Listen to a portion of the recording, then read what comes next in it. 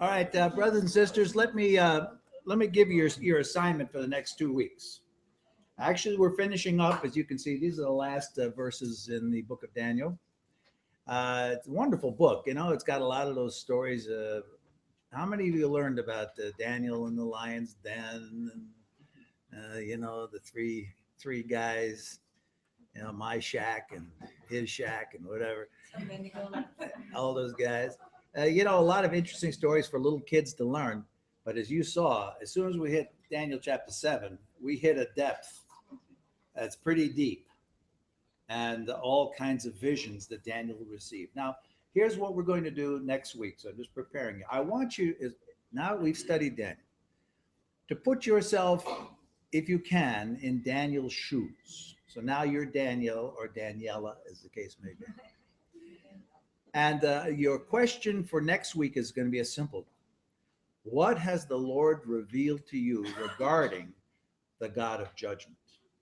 Now, Daniel means God is my judge. Dan, judge, and El means God. God is my judge. So now, what have you learned about God, who is my judge? Not only about your judge, but judgment of the nations, judgment of the children of Israel.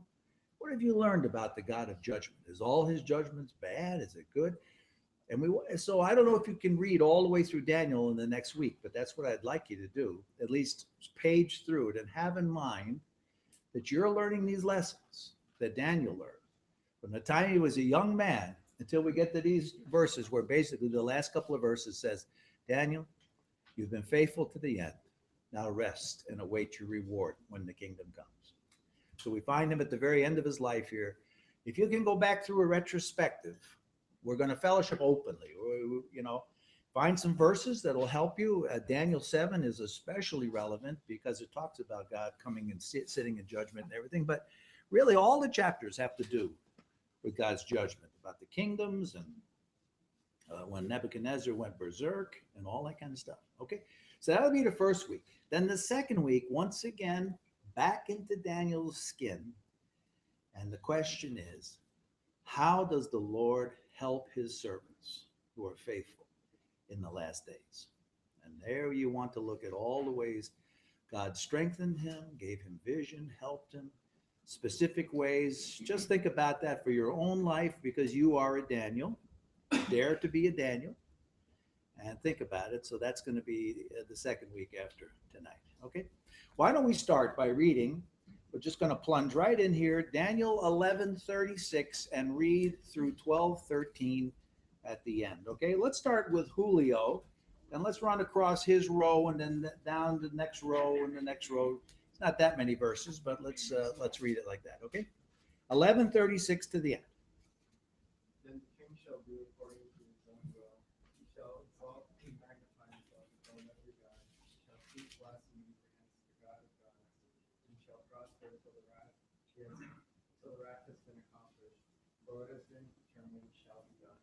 He shall regard neither the God of his fathers nor the desire of women nor regard any God, for he shall exalt himself above them all. But in their place he shall honor a God of fortresses, and a God which his fathers did not know he shall honor with gold and silver, precious stones and pleasant things.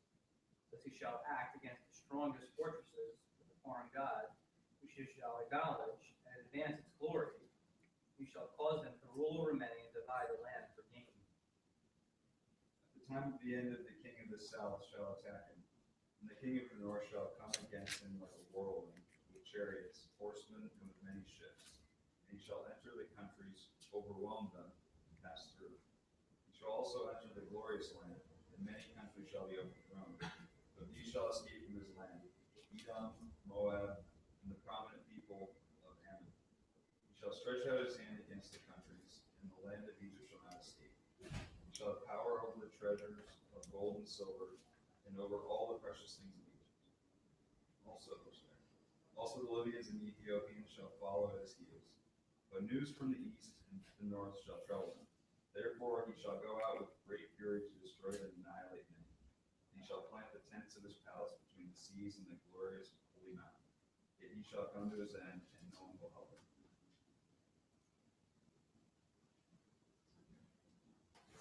Now at that time, Michael, the great prince, who stands guard over the sons of Israel, will arise.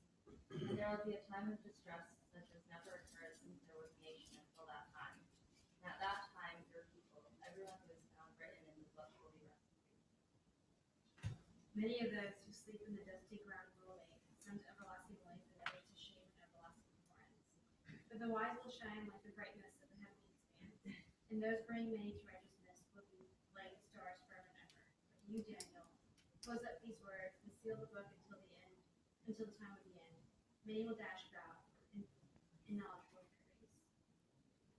Then I, Daniel, looked, and behold, two others stood, one on this bank of the stream, and one on that bank of the stream.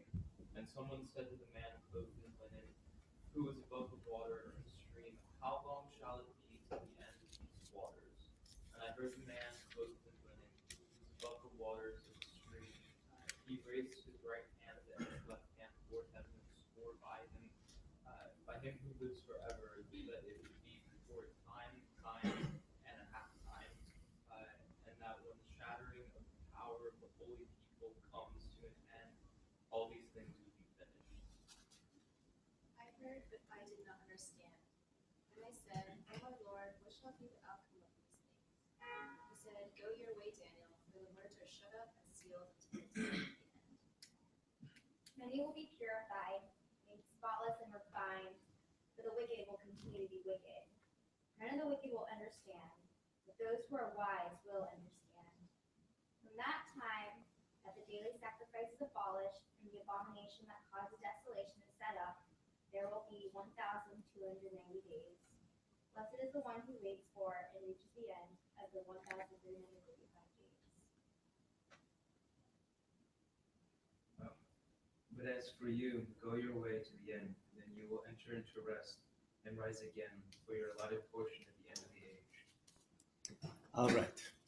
This is the end of the fourth vision that Daniel receives. The whole first half of the book is not his visions, it's interpreting the dreams of other people. And in chapter 7, he receives a vision. Chapter 8, he receives a vision. Chapter 9, he receives a vision. And then in chapter 10, he's fasting for 21 days, and he's right before the Tigris River. And this last vision, incorporated in chapters 10, 11, and 12, is all sort of brought to him in this final great canvas. We have tried to see that these four visions have a unity. They recycle back regarding the same matters. They all take up a brief history of what's going on in the days of Daniel's living there in the Babylonian Empire and then in the Persian. But they immediately, all the visions shift to the end, in the end times, when the Antichrist arises and finally the Messiah comes and the kingdom's established. All four visions emphasize the coming of the Antichrist. Daniel, probably more than any other Old Testament prophet, sees the Antichrist. The Lord wants that seen. Others, like Isaiah, saw more the Christ himself. All four visions have one goal and one emphasis, and this has to do, and is limited in one sense, to the purification of Israel for the Messianic kingdom. If Jesus is coming back to rule on this earth in a Messianic kingdom from the throne in Jerusalem, Israel has to be purified and ready. If you read Malachi, you know that's true. If you read Jeremiah, you know that's true. If you read Joel or Ezekiel, many of the other prophets, this is the underlying theme. How will God bring this sinful people into a purification where they can be worthy of this kingdom? And of course, in the end, it'll be by salvation and grace. But meanwhile, they'll be purified for all the things they did as a counter testimony. Now, in chapters 11, verses 2 through 35, which is what we looked at for the last 2 weeks, we saw that there were two dimensions to this vision. On the one hand, there was a very precise prediction of things that would happen in the history immediately after Daniel. And we see about the kingdoms of Egypt and Syria fighting each other and gaining access to each other and back and forth and back and forth. And because Syria is up here and Egypt's down here, they always went through Israel as they fought.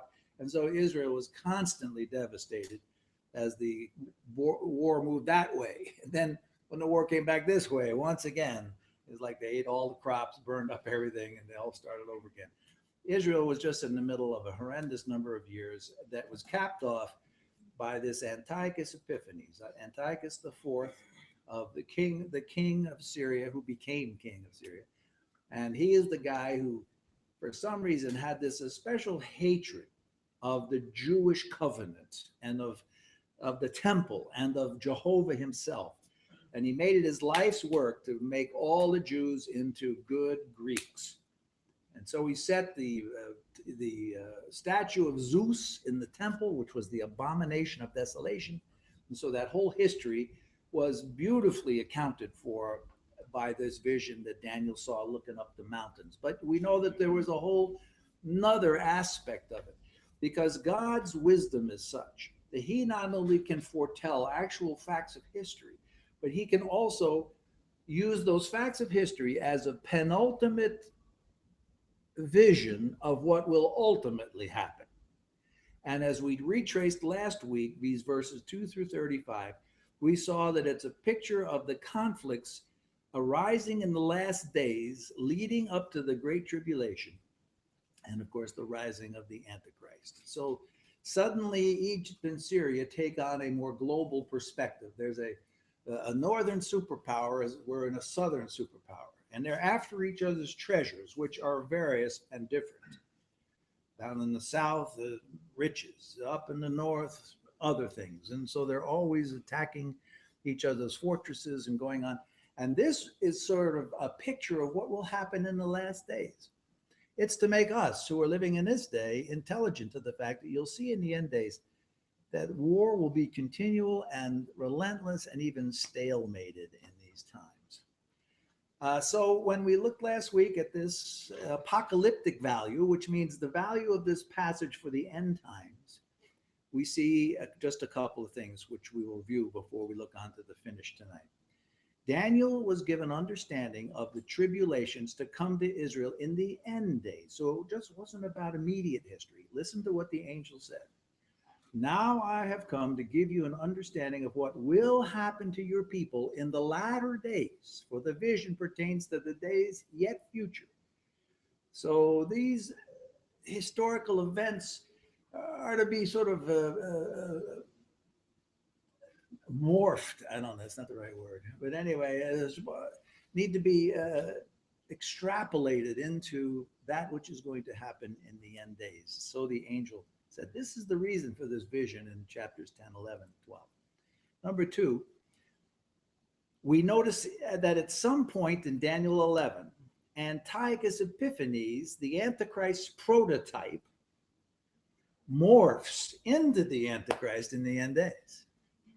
The most common place where people see that morph in the chapter, wait a minute, this is no longer Antiochus Epiphanes.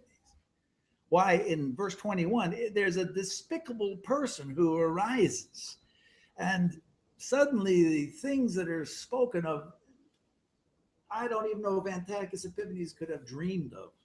Others find in verse 36 that turning point where obviously the story is now turned to the end times, and it says there in verse 36, then this king that's been described, this is Antiochus, right?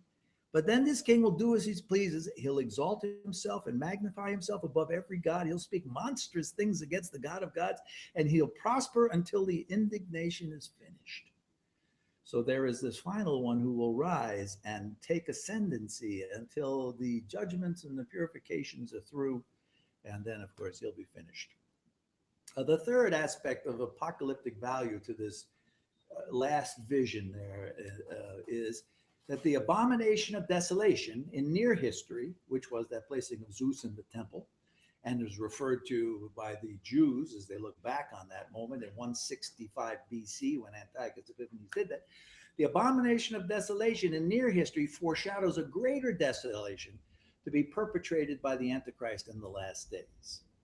Look at Matthew 24. This is what Jesus says. When you therefore shall see the abomination of desolation. So he's talking to his present disciples about something still future. The abomination of desolation wasn't just what happened in 165 BC. There is a final desolation and abomination that will be set up in the last days. This desolation spoken by Daniel the prophet, when you see this, understand. What do we understand? It's the time of the end, right? Okay. Okay, so that's good enough on that. Okay. Now, tonight, we're looking at this passage that we just read, and we want to look at the first part, just very simply. The Antichrist arises and precipitates the end. All right, now the Antichrist, you know, is in the book of Revelation. It's in the book of 2 Thessalonians, chapter 2. It's in the book, it's in 1 John. It's mentioned by name in certain places, and it is pictured in a number of places in the Bible and through a number of characters, including Nebuchadnezzar himself. But having said that, I now have an assignment for you. Now, I want you to get together. Let's see, get together with about 4 or 5 people. And here's what we're going to do. I want you to, one group's going to take Daniel 7, one group's going to take Daniel 8, one group's going to take Daniel 11. Now, we've got to do this pretty fast. Compose a list of the prominent characteristics and actions of this coming Antichrist as it is pictured in these passages. Okay? Now, I want a group right over here, and I want you to take Daniel 7. I want the group over there with Ray and Cole over there. I want you guys to take like Daniel 8 and just list the things that it talks about the Antichrist. And over here, I want this group right over here to get together, you know, there's about 8 of you or so. And I want you to go over by Julia, by the couch potato. And you guys talk about Daniel 11, okay? All right, so you guys over there, look, only 10 minutes. Somebody has to list them. You need to read them. Read them and list them. Chapter 7. See, look, chapter 7, verses 8, 11, and 19 through 26.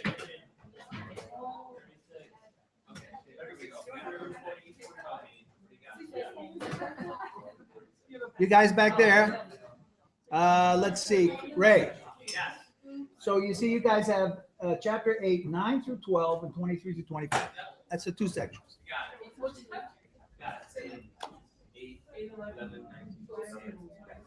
8, 11, 19 through 26. Okay? Get somebody to write down the list. Somebody has to be your secretary.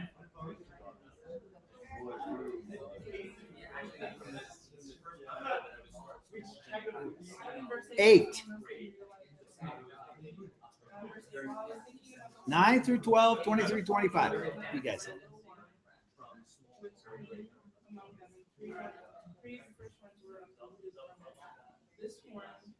Got your secretary over there? Chapter 11? A Nordic one.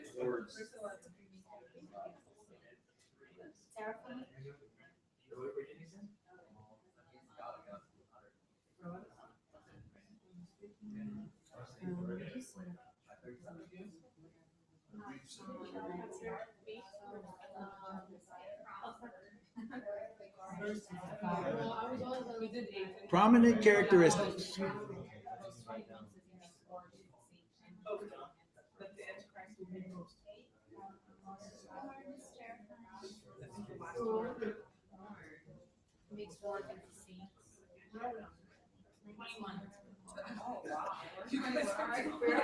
Well, because it's 8, 11, and then 19. Oh. Wait, what's the reason for it? Wasn't 11 closing? 11 closing. Yeah, this isn't rocket science. You know, it's pretty obvious.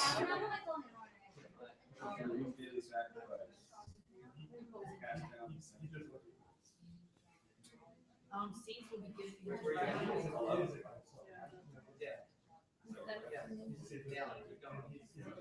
I said like it sounds like this was actually going to make more of these saints prevail against it, and saints are going to be giving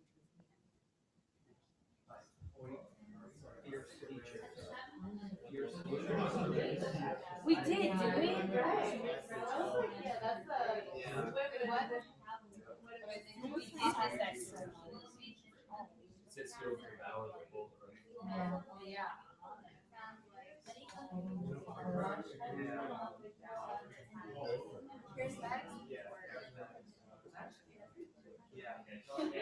Yeah, maybe we were. It's after everybody's riddles and charismatic.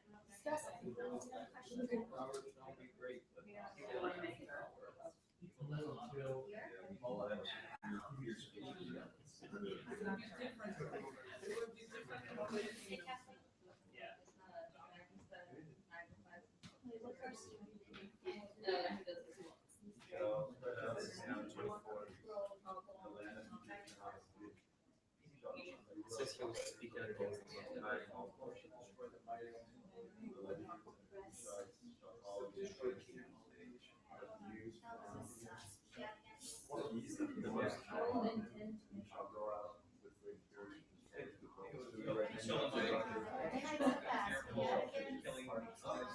Sorry, come on.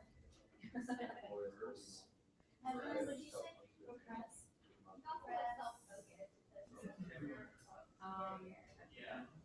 He said, Oh, make, yeah. make alterations in time. Well intended.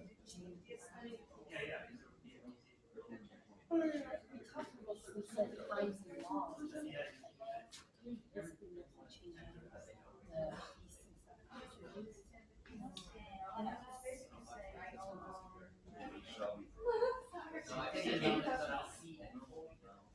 well, no, that's not. He's gonna be the I think we were trying to. It says characteristics and actions. So not just characteristics, but actions as well, right?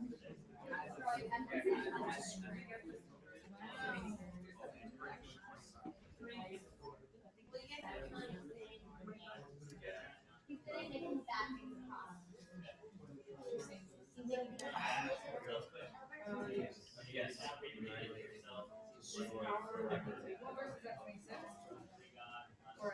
Okay, chapter 7's done, right? Chapter 8, you guys done? Chapter 11, you guys done? All right, let's come back together.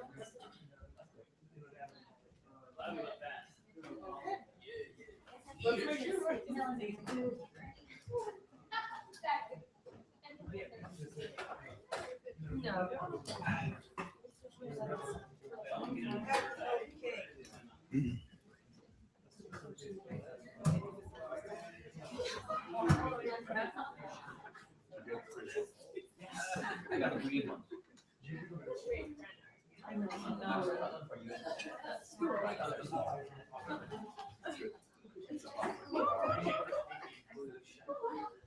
All right, let's start with chapter 7. Let's hear the list. Hang on, everybody.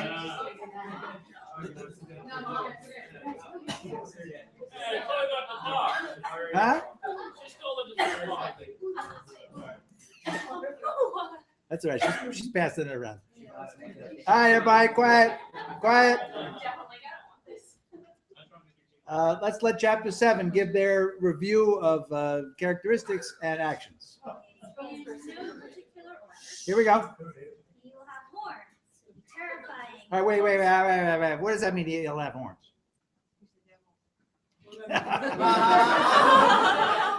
Is that how the Antichrist is going to look? He's going to have little horns there. Says, "Hi, my name is Charlie."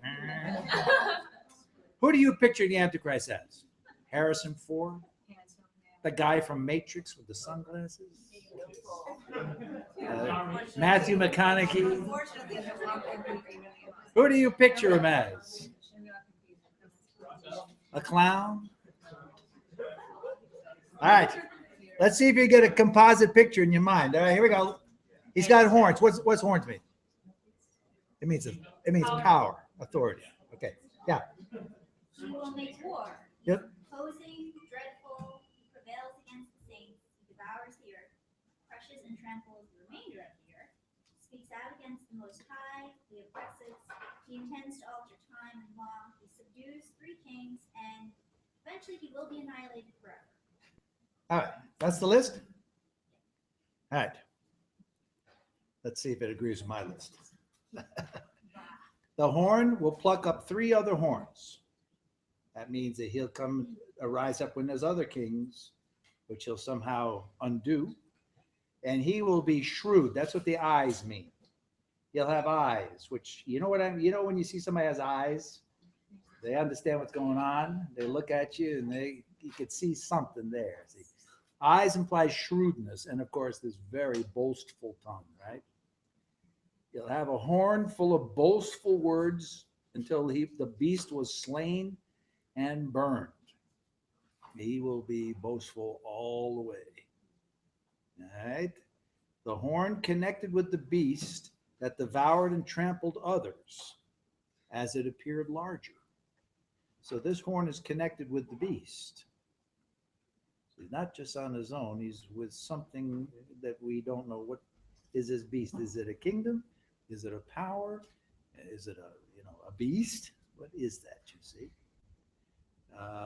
Another characteristic, this horn waged war with the saints, wore them down. This is the only place in the Bible where it talks about how he'll wear down the saints. Well, this may just be one phrase in the Bible, but it's a continual project of his. So he's got something in store for you. This horn will be different from the other horns, the other kings, right? How is he different? Kings always nobly believe that God has placed them in their position, but there's a certain humility about them as they reign under the power of their God. But this guy rails out against the Most High, El Elyon, the Most High God. Wears down the saints, alters time and law. What does that mean? That's what he wants. Well, okay. I think this is talking about a governmental thing he does. They'll do away with Changing holidays and like You know, festivals and feasts.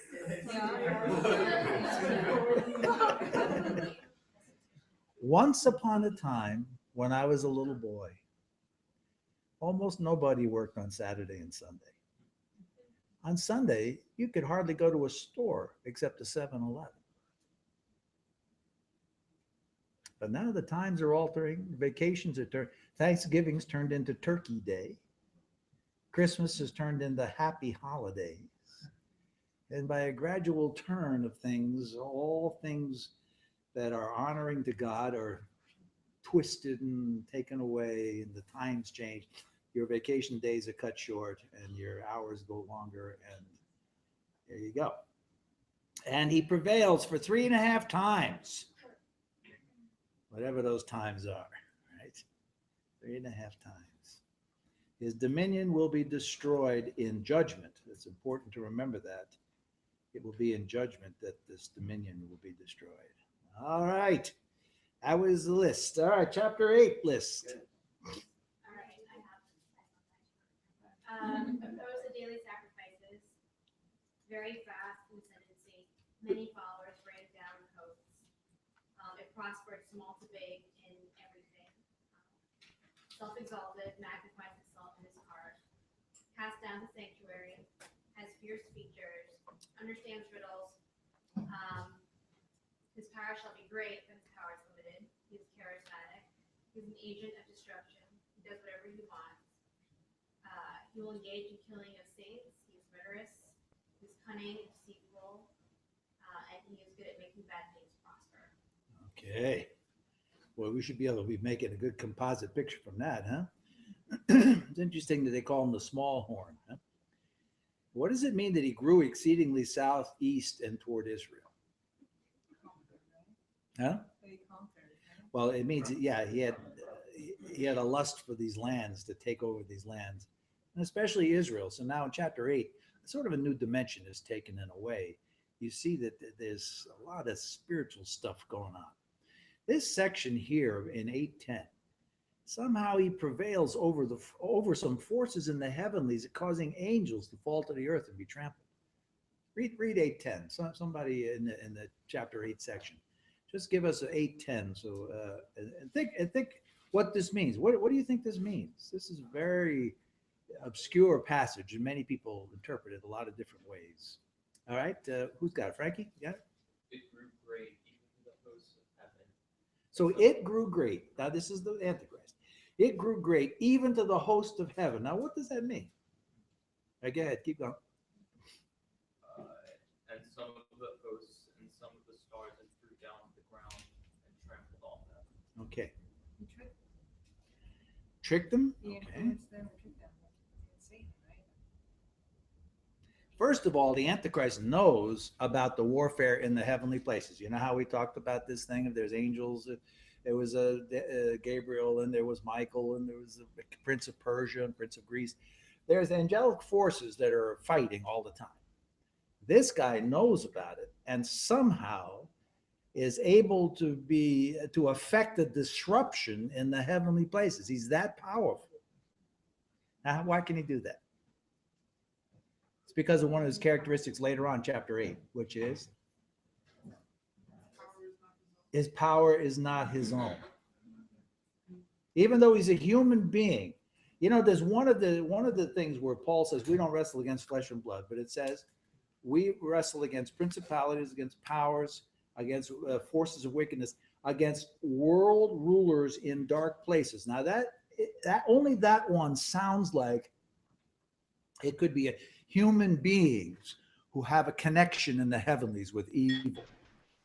And this guy not only has a connection, he's able to defeat or trample down. You don't kill angels. They're immortal. But you trample them. You defeat them. You knock them out of the sky. So there's that little cherub that's sitting over Jeff, that little Norwegian cherub. And along comes the Antichrist, who's probably Italian. And he doesn't like that Norwegian guy. He goes, and suddenly you see this little cherub fluttering around on the ground. He took him down. There's a battle going on. And this Antichrist is aware of the battleground going on. Right? He magnified himself as equal with the commander of the host. Now, what do you think that means? What is the host anyway? What does that mean, the Lord of hosts? Does it mean he eats Hostess Twinkies? What does this mean? What does the Lord of hosts mean? The Lord of what? Well, that's how we interpret it. So the hosts, you know, the heavenly hosts, think of many angels. It actually means armies, literally, in Hebrew. So maybe angelic army or something like that. He even seems to go against the commander of the host, trampling upon the sacrifices, sanctuary, and covenants of truth. This is regarding Israel. So you would think that commander of the host is probably... Well, you got to take a guess. What's that? Who? Mussolini? Who? Michael. Since Michael is over Israel, he considers himself equal with Michael. It's probably how he was able to fix some of the It could be. See, this is all just vague to give us pictures. I mean, it doesn't give us grand instructions. But somehow he is able to trample on their sacrifices, their holy sacrifices, and of course desecrate the temple sanctuary. And even look at that, he tramples on truth. He's got to make the lie the truth a lie. It's a very important work of Satan and the Antichrist in the last days. So the people believe a lie in the last days. Where does it say that people believe a lie in the Bible? Exchange the truth for lie. Where is that? Yeah, in 2 Thessalonians chapter 2. This guy comes along, and I think we'll look at that in a minute. Okay. I think there's a couple more things here. He is insolent and full of intrigue. So this guy is, before he makes any action, he's already stacked the deck. He's full of cloak and dagger intrigue in all of his ways. He destroys God's people, and he gets his will by a power not his own. That's a very important thing to know. And he'll succeed through all these things that Chloe listed: shrewdness, deceit, surprise attacks, which will cause him to magnify himself in his heart until he dares to oppose the Prince of Princes. That's the Messiah. and he is broken by this greater one. It's not that Jesus comes back and in a sense has to attack the Antichrist. The Antichrist has become so deluded in his authority and power, he thinks he can overtake the Prince of Princes. And that will be his undoing. All right, Daniel 11 group, let's hear the list. He'll exalt himself above every god. He'll blaspheme God. He'll do as he pleases. There's a strange one where it says like he will not desire women. Someone said maybe he's like asexual or something. He won't worship false gods and he will worship false gods and strange gods and precious stones. He'll divide with his power. He'll invade the kingdoms of the north and Israel. He'll let Edom and Ammon free. He'll be against Egypt. He'll rule Egypt's gold and also Libya and the Cushites in the southern land. He'll pitch tents between the sea and the glorious mountain, and he'll come with great wrath to destroy. All right, that's an awful lot on that little iPhone of yours there, Jeff. You know, Jeff, you need the 6S. That thing just disappears in your hand. Okay. Once again, here we are with self-exaltation above every god. Now, doesn't that sound like where are we? What other prophet are we hearing in the shadows here? In Isaiah, there's Isaiah. the king of Tyre. Yeah. Well, no. This is the king of Babylon, who desires to be sit in the seat of God, and he desires to be like, all right. Contempt for all religion. Blasphemy against the true God. You see now the Antichrist is getting more and more clear in these end times. Disregarding the desire of women. Now, yeah, there's two things this means. Either he is not interested in in sexual relations with women, but more likely what it means is you've got to take the previous phrase. So somebody read 1137. What's just the previous phrase, and then there's the disregarding the desire of women. What does it say? So heedless of his ancestral gods and the God beloved of women. Okay, so it says he will disregard the God of his fathers, and he'll disregard the desire of women. Now, what that means is he'll disregard the gods who were desired by women. Now, here's the deal. Back in those days, they had idols to fit your own needs. They had female idols. Now, I wonder if you could imagine who would like that. The God of our fathers. They get involved with the prostitutes of Baal Peor. All you got to do is show them something that's got a skirt on, and men go into idolatry. That's just the way it is, you see. That's the God of our fathers. These are the gods of our fathers. And then the gods desired by women. That's the Zeus thing. You know, they had their own male prostitutes too. In Babylon was famous for male prostitutes. Women went to these temples and the whole thing. So, but this guy is not into that because he worships another god. What is it? The god of strongholds. I don't know if you have fortresses in your version, but when you look at the Hebrew, it says very clearly the god of strongholds. Now that should give you the clue about the God that he worships. Who's the God of the strongholds? Who sets up strongholds? Yeah, Satan himself. Satan sets up strongholds in your life. Paul says we don't fight against flesh and blood, but we war with the mighty power of God against the strongholds that are set up against the knowledge of God in our lives. The enemy sets strongholds in there and says, you can't come in.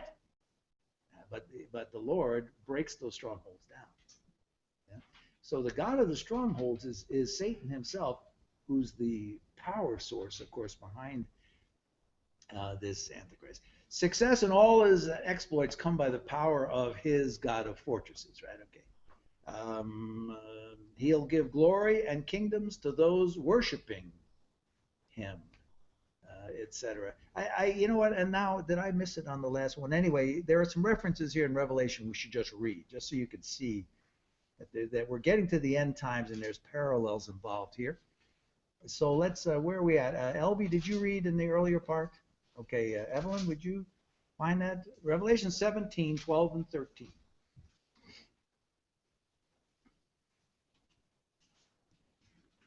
See, he distributes power in kingdoms. And of course, Revelation 17 is talking about the Antichrist. Go ahead. Okay, the 10 horns you saw are 10 kings who have not yet received the kingdom, but who for 1 hour will receive authority as kings along with the beast. They have one purpose and will give their power and authority to the beast. They will make war against the Lamb, but the Lamb will overcome them because he is Lord of Lords and King of Kings. That's good enough. Okay. So just to show you that these erstwhile kings under the Antichrist will receive power for a time based on whether they worship the king.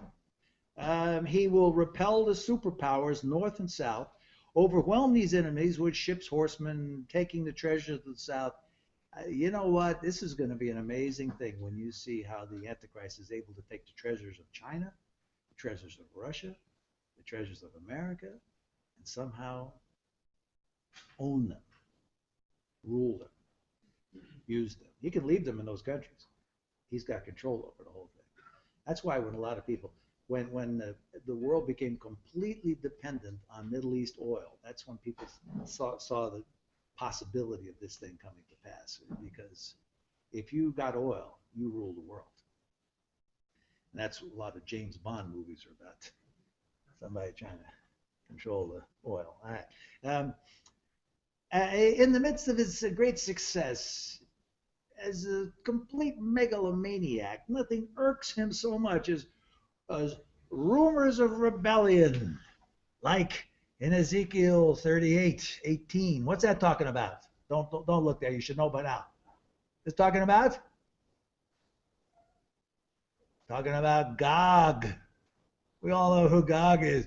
Oh, Gog, Magog, Gog, Magog. Who's that? I'm imitating? Yeah, Vladimir Putin. Yeah, of course. No, so rebellion from the north will cause him, the kings of the north, as it says in Ezekiel 38:18, will come to attack Israel. And in the east, what does it say in Revelation 16:12? This is the sixth trumpet. What happens? Who's got it? Good, Logan.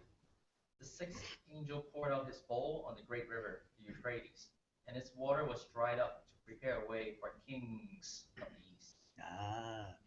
And somewhere it mentions how many millions of them so that everybody knows they're Chinese.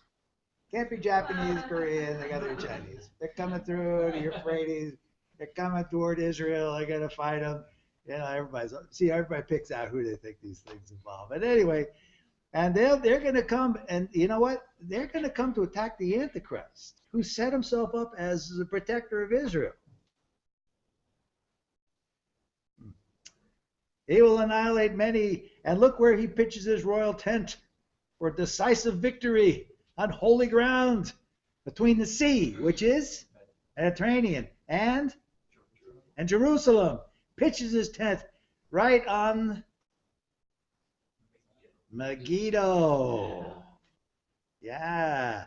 And when you say Megiddo, and it's Mount Megiddo in Hebrew, what's the word for mount in Hebrew? Hardy, har. Har Megiddo, or as we say, Armageddon becomes the place. Okay, so now this we have looked at those 21 things to gain a composite picture of the Antichrist. Now, do you see what he's going to be like? Now, who can tell me who he's going to look like? Going to look like Putin or George Bush or Obama? Ray? You think you're Ray? You gotta watch out. Well, let me say one thing about him before we move on. He'll have tremendous spiritual power, be very charismatic, and he'll be much more subtle. He's not going to be like they sort of like make up in the movies, you know, where his eyes are kind of, and he's looking angry like the guy in Matrix, you know, and he's going to take you out, kind of thing. No, this guy's got to be a smooth operator. This is somebody Sade is singing about. This is a really Sade. That was a girl who sang in another era, an African girl, and sang, "He's a smooth operator." All right, anyway, there we go. So now that we have this composite picture, now we just want to look at a couple of things because Daniel, right at the end here, actually touches on some of the matters that we know have to do at the very end, right? That is, these are matters in the tribulation from the whole passage, 21 through 44. Daniel gives us insight into the tribulation, and then the last part is the great tribulation, okay? So here's the tribulation. This is like an overview. The Antichrist will arise unnoticed as superpowers north and south are devastated by continual warfare. He'll conquer these vying kingdoms as a shrewd peacemaker using quasi-diplomacy and supernatural powers of deception. If you take anything away from chapter 11, here it is.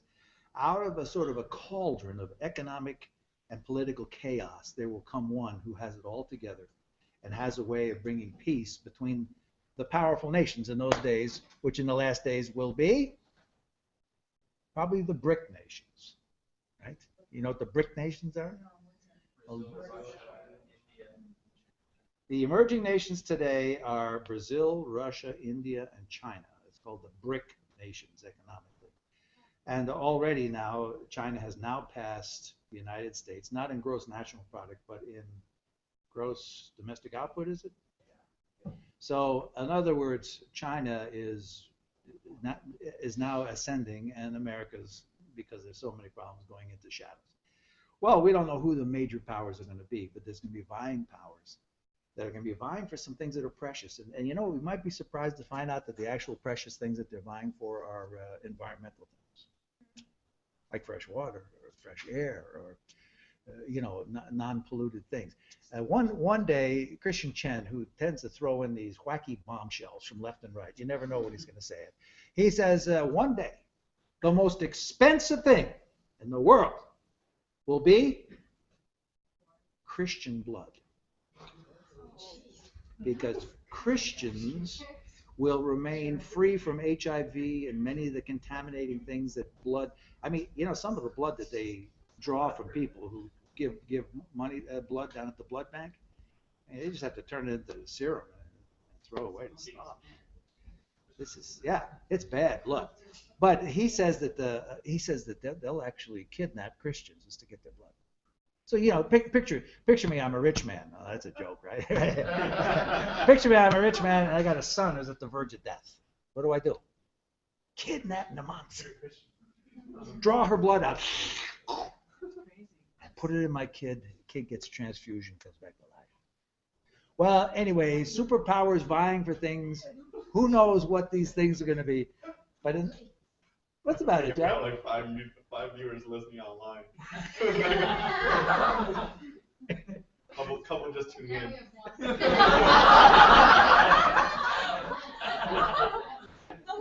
Well, so since I'm already in trouble with Christian Chen, that's okay. Okay, now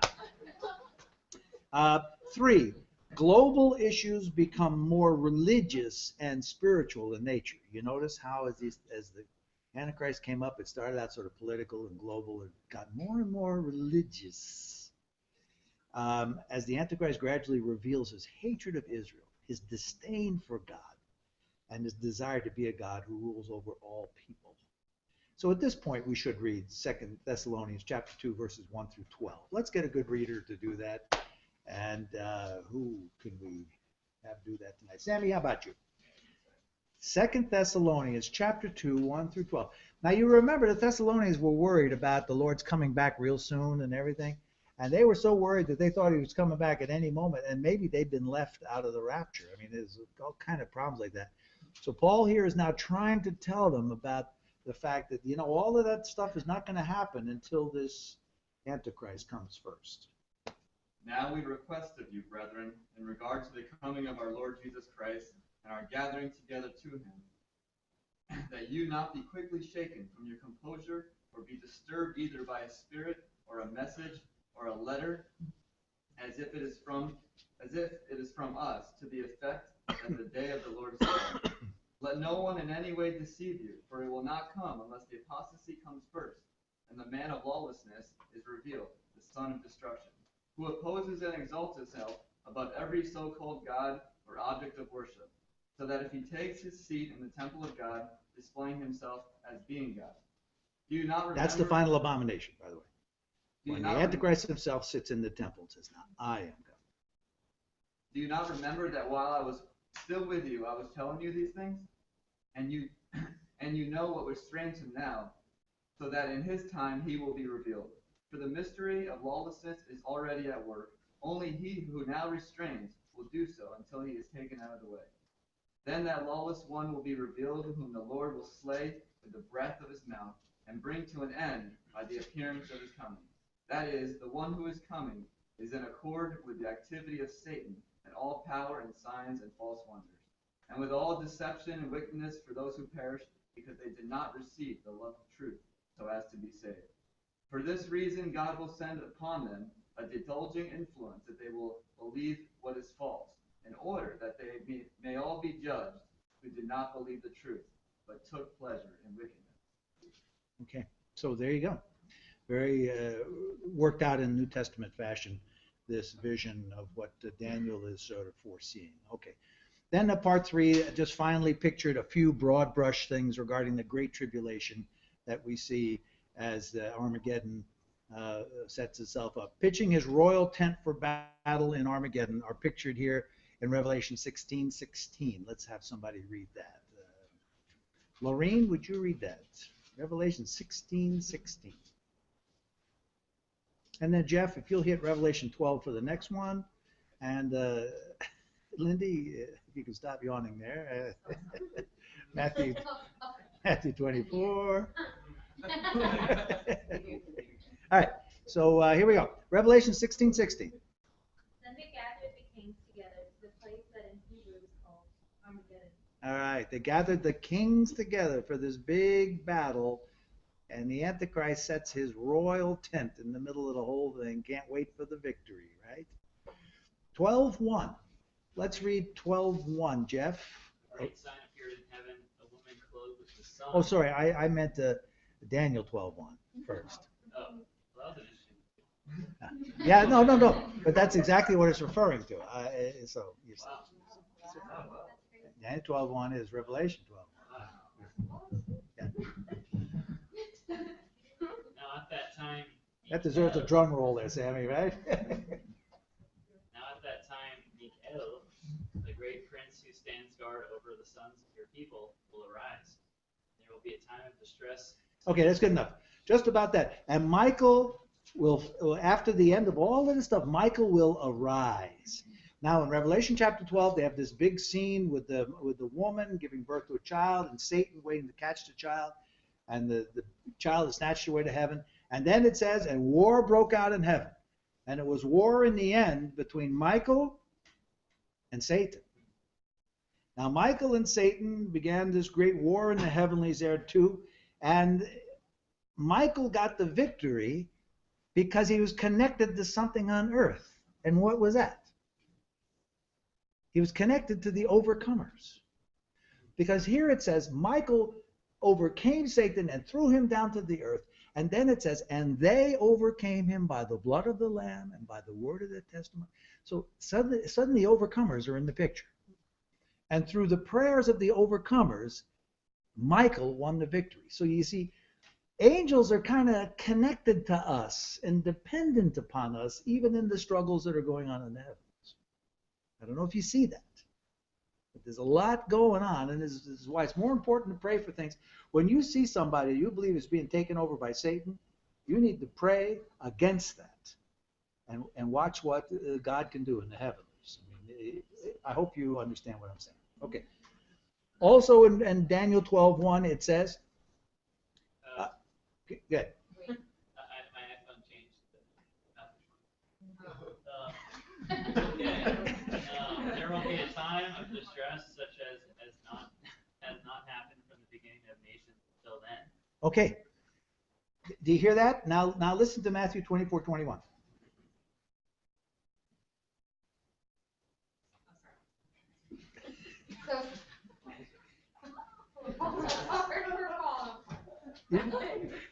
Linda, you need it. I got it. You got it? Okay. Okay. For then there will be a great tribulation, such as has not occurred since the beginning of the world Now, until now. do you hear the words? It's the exact same words. But what is Jesus demarcating here? The great tribulation. You hear it?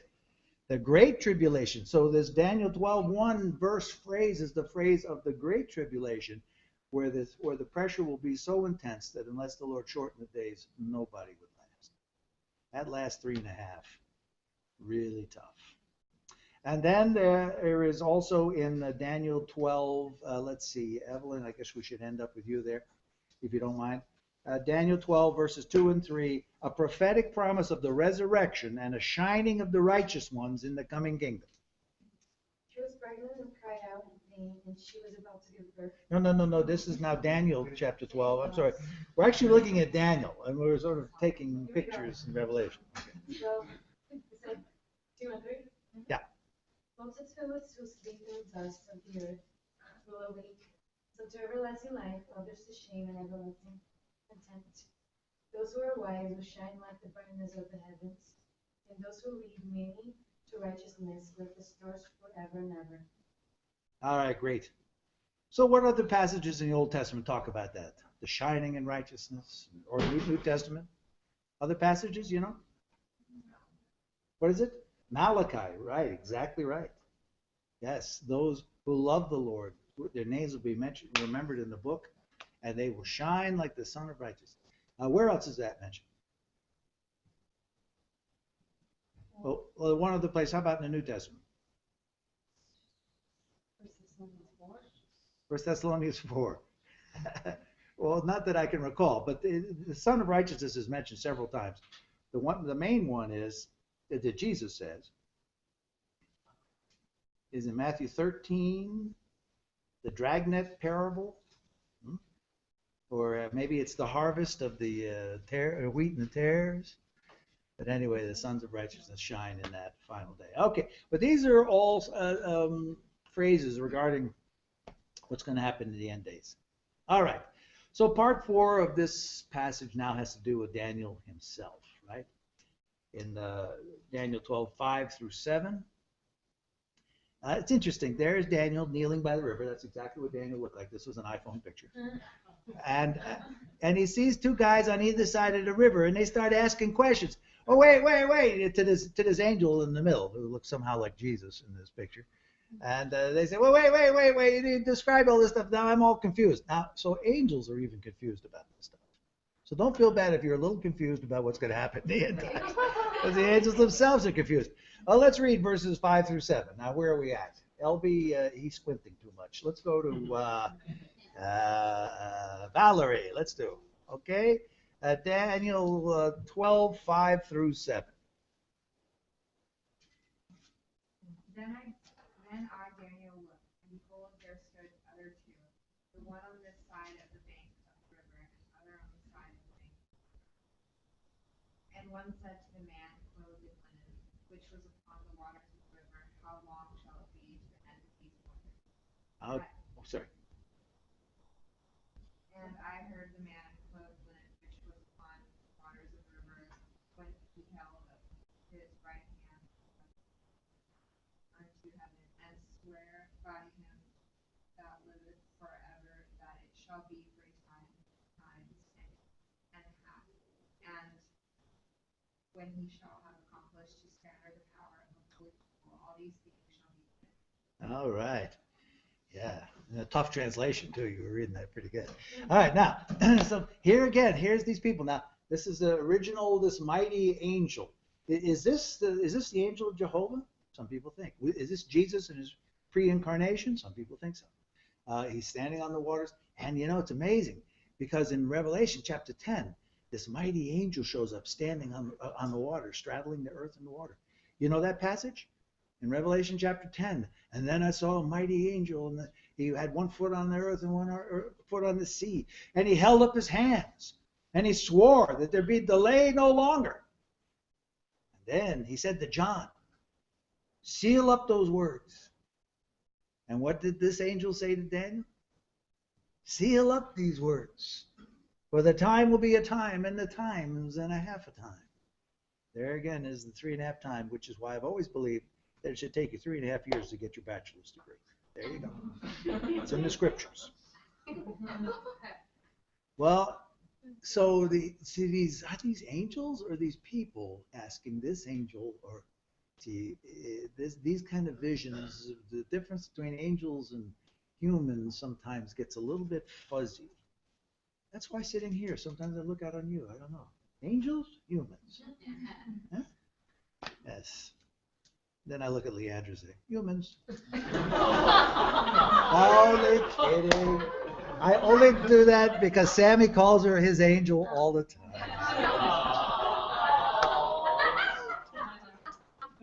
Giving you credit, Sammy. You owe me. Okay. And then the final little section, part 4, Daniel's vision and life or sealed himself. Let's read these verses 10 through 12 and Namansa. Daniel 12, 10 through 12. Many shall be purified and made white and tried, but the wicked shall do wickedly, and none of the wicked shall understand, but the wise shall understand. And from the time that the daily sacrifice shall be taken away, from the abomination that maketh desolate set up, there shall be 1,290 days. Blessed is he that waiteth and cometh to the 1,305 and 30 days. Okay, so now here's further interpretation about this time of the Great Tribulation. There'll be, in this time, the Jews will be purified. Some will take this discipline as a time for purification. Others will remain wicked, which is just like what it says in Revelation 22, right? He that is unjust, let him remain unjust. He that is filthy, and he that enters righteous will remain. So this period of time is going to sort out those who are righteous and those who remain wicked. And then after the abomination is set up, that is after the Antichrist is set in the temple, there'll be 1,290 days before the end. Blessed are those who wait and attain to the 1335. Now you understand all that already, but let's look at it this way. You see, there's 1,260 days, that's 3.5 years. And that's the rule of the prince. 1,290 days until the destruction of the prince. So there's 30 days during the destruction thing in Armageddon. And then 1,330 days until the rule of Christ, which will be another 45 days when the rule will be set up in Jerusalem. Or if you want to take it in terms of feasts, you've got the Feast of Trumpets, the Tishrei 1st to the Day of Atonement, Tishrei 10th. And you got 205,050 days, which equals 86 moons plus 10 days inclusive. So that's talking about the 1,260 days of the harlot rule, 1,260 days of the Antichrist rule, plus the 30 days. And so you see how it gets there. That's it. Okay? Now the mystery is revealed. And if any of you understand that, please let me know. It's interesting that these two, for some reason, these two numbers are not in the usual conforming pattern. You know, in the book of Revelation, it talks about 1,260 days, 3.5 years, was it 42 months? And yet here you got 1,290 days. It's 30 extra days. So there's some little lapse of time there. Yeah, Jack. Does it have something to do with the fact that they're counting 360 days a year, not 365? Well, you see, and that could be it. Yes. Figured it out. So in preparation for this, you know, I read about 7 or 8 different books that I have, all real scholars on Daniel. None of them had any answer for this. So if you like this answer by this guy, Gavin Finley, MD, on his end time equations, then I will just let you know this guy is a quack when you read his other stuff. Okay. And then Daniel's life itself is sealed. Verses 8 and 9 of chapter 12. Let's see. Guess we need a front row participant here. Leandra, you got your Bible open? No. Oh, yeah. Huh? Oh, okay. I'm taking notes. You know, Leandra, you're an angel. 12 verses 8 and 9. I heard, but I did not understand. So I asked my Lord, what will the outcome of all this be? He replied, go your way, Daniel, because the words are closed up and sealed until the end of time. Okay. Daniel, just seal up this vision.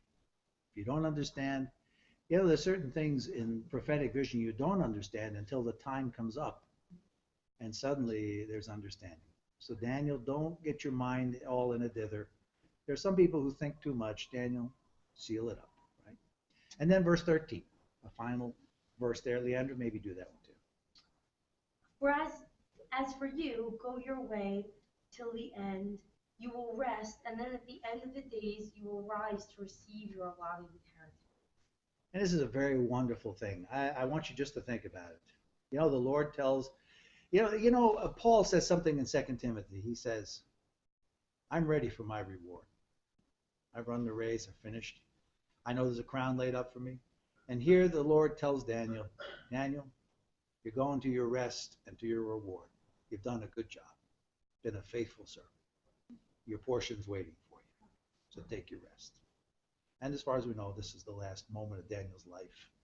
He writes these things down as the Lord tells him to do. He rolls up the scroll, and as far as we know, he goes to be with the Lord. Wonderful story. And in the end, one guy wrote, David Jeremiah. Interesting comment. You know who he is? Pastor David Jeremiah. He's a pastor on the West Coast. He's very good. And he wrote a kind of a lively Daniel commentary. But anyway, he says, this last chapter is more confusing than the whole rest of the book. Rather than give you answers, it throws other numbers at you and doesn't explain them and tells you just seal it up, forget about it. He says, I was so looking forward to the last page saying, let me explain this whole thing. Rather than it's just, we have to remain humble. There's so much we don't understand. But if the Spirit of God is with us, we will understand the last days when we see things moving in such a direction. So this whole thing about Syria and Egypt, see, right now it doesn't quite make sense to us. But if there is a sudden, confederacy of powers that'll line up around Israel, suddenly these things might make a lot of sense. But, some of these things are sealed up to us. I like reading some of the brethren on these things because they said, it sounds like in Daniel at times like Israel's going to become a nation. But these are brethren writers writing in 1850. They said, well, we know that's impossible. It seems like none of this can take place unless Israel becomes a nation and Jerusalem is set up as a capital and a temple is built again. I mean, how can you have the abomination of desolation in the temple if you don't have a temple? There's a lot of things that doesn't make any sense until it happens. So listen, all I can say is I don't care what kind of car you have. I know most of you don't have a car. And I'm very thankful for that. I drive a lot more securely knowing that. Especially because I know some of you drive like Jehu in his chariot. But when you get a car, I'm sure it'll be a little economical Prius. You guys are so foo-foo. And you get to conserve energy and all this kind of stuff. Well, I don't care what kind of car you have. Put your seatbelt on when you see the temple being built in Jerusalem. I don't know how, when, if. Guys are divided about that. Some people say, no, this is a spiritual thing. Some people say, no, it's real. If you see them hammering away and putting blocks together over what used to be the Temple Mount, there is a real sign. The end is come. Anyway. Well, there we are, the book of Daniel. So two more weeks retrospective. Think about this now. Put yourself in Daniel's shoes. What have I learned about the God of judgment? Is he fair? How does he judge? What does he do? All that kind of stuff for next week. Okay? Father, we thank you so much. You're such a large God. You're doing such mighty things. It's no wonder you can only show us the half of it, and even that is all in terms of 3.5 and 1290 and a lot of things that are symbolic in a way. We humble ourselves before you, Lord, because we're so thankful that you're willing to reveal this much to us, to give us clues so that we're not in the dark when these things in the end times take place. Thank you, Lord, for your faithfulness through our brother Daniel, such holiness and faithfulness in his life, producing such fruit. May we be such that have this heart of Daniel, to remain pure and to be useful as a servant of God, even in this day in a prophetic generation. So teach us and help us to learn and live We pray in Jesus' precious name. Amen. Sorry for all the abuse that I threw